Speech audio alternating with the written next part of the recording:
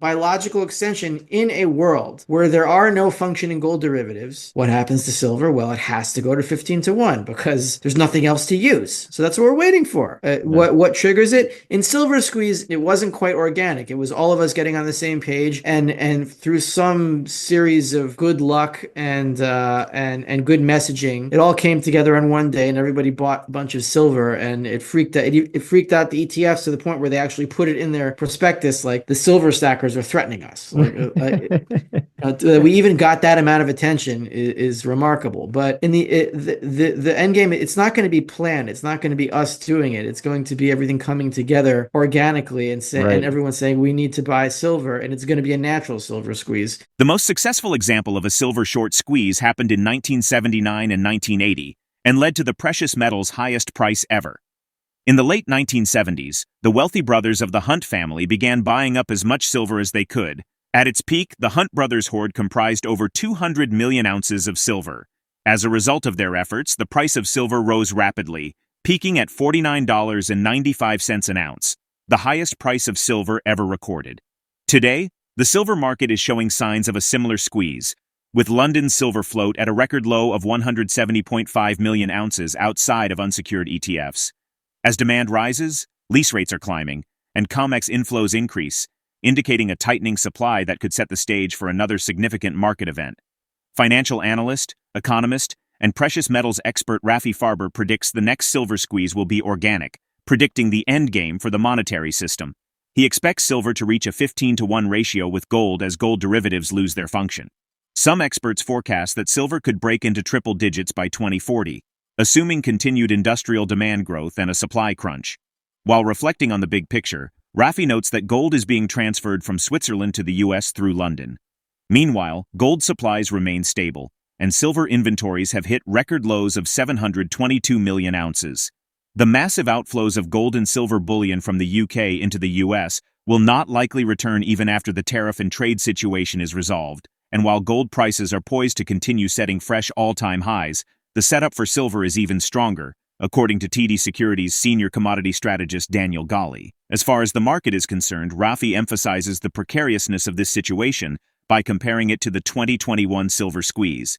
He believes a coordinated buying effort could trigger another squeeze but acknowledges the challenge of aligning market participants. Now, we present the clips of Rafi Farber's insights from his recent interview.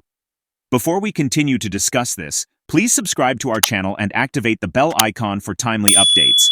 I looked at the LBMA statistics. I think it was last week. I had neglected to look at them for months. It just wasn't interesting. And all of a sudden, I see all this talk about gold being shuttled out of London into New York, and then you look at the gold supplies there. Not really. It could be that the LBMA. It probably is that the LBMA is being used as an exchange an exchange system to bring gold from Switzerland to the United States, which is apparently what's happening, which is what Yeah. happened in 2020. It's the LBMA. It's an exchange house, an exchange network for the transfer of gold titles, and then they're physically fulfilled in Switzerland and then shipped to New York, with London not really being part of the physical equation. But if you look at the silver float, we're at new record lows. I think it's 722 million ounces. And there was a guy, I think Mario Ineka sent me an article, and I'm going to be talking with him later tonight on his live stream. I think David Jensen wrote that the total number of silver ounces owned by silver ETFs is 522 million, and they store all that stuff in London. So Wow. if you take 724, it's but the difference between the total amount of silver at the LBMA that they admit to having minus the silver that's owned by ETFs is about 198 million ounces. Wow. That's it. That's it. And now if you look back at Silver Squeeze and you look at the amount of silver that was in SLV at the peak of Silver Squeeze in I think it was February 2021, right? Right. That's how you got your start. Yeah. Or yeah, that's Yeah, how yeah, because you I started at yeah. January 31st, and then the next month, the silver squeeze really took off. Yeah. So if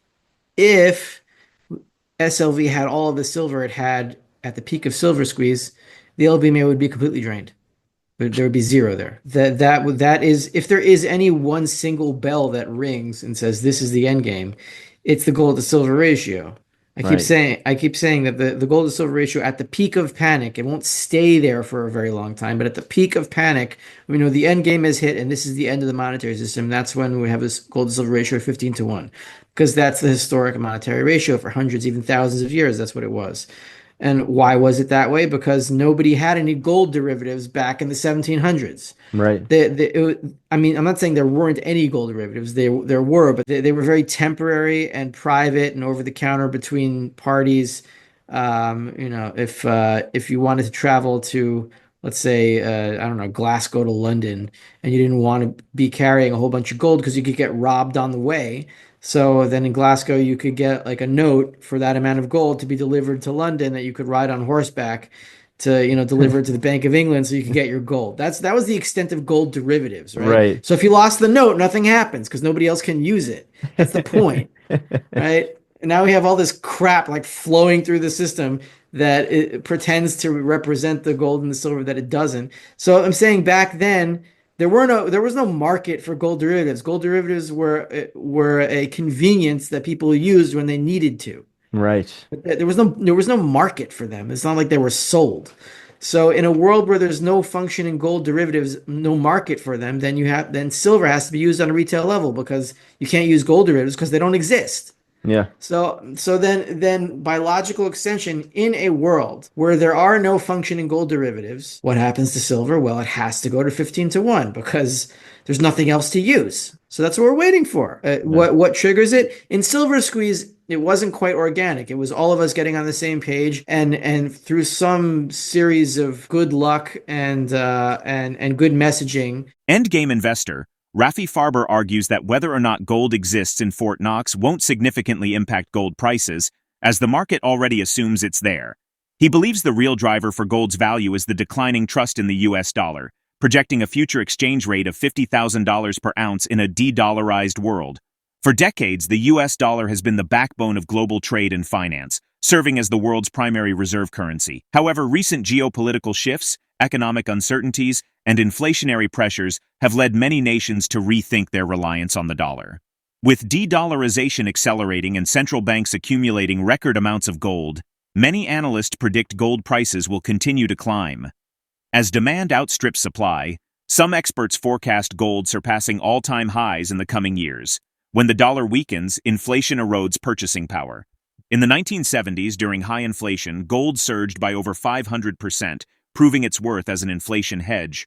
While Rafi occasionally places long-term call options on gold ETFs as a speculative bet, Farber emphasizes preparing for the loss of faith in the dollar, not betting on specific events like a Fort Knox gold revelation. Let's get back to the interview. I'm not saying that it won't have an effect on gold. It definitely will. And if we get the news that everything's there and it's not double, triple, quadruple owned and everything's kosher and we can all party now, it's not really going that I don't think that'll affect the gold price that much because because the market assumes that the gold is there. But the whether it's there or not doesn't matter because the exchange rate, because the natural exchange rate for gold versus dollars in a world where the dollar no longer is trusted is something like 40, 50,000 per ounce. It's not anywhere near where it is now. Right. And we're headed in that direction, whether there is gold in Fort Knox or not. If there isn't, then we'll get there faster. If there is, we'll get there anyway. So like it's not worth placing bets, unless you have extra change and or you're a billionaire and you want to put a few million on it. It's not worth. I've placed options bets on gold before and I've lost them all. Oh, geez. I place. No, it's okay. Like I do it every 2 years. Every 2 years I reload long-term options on one of these gold or silver ETFs just to, if the end game happens within 2 years of my bet, I'll get a lot of dollars. I don't even know if that's going to help me at all. No, if the dollar But comes to an end, it wouldn't matter.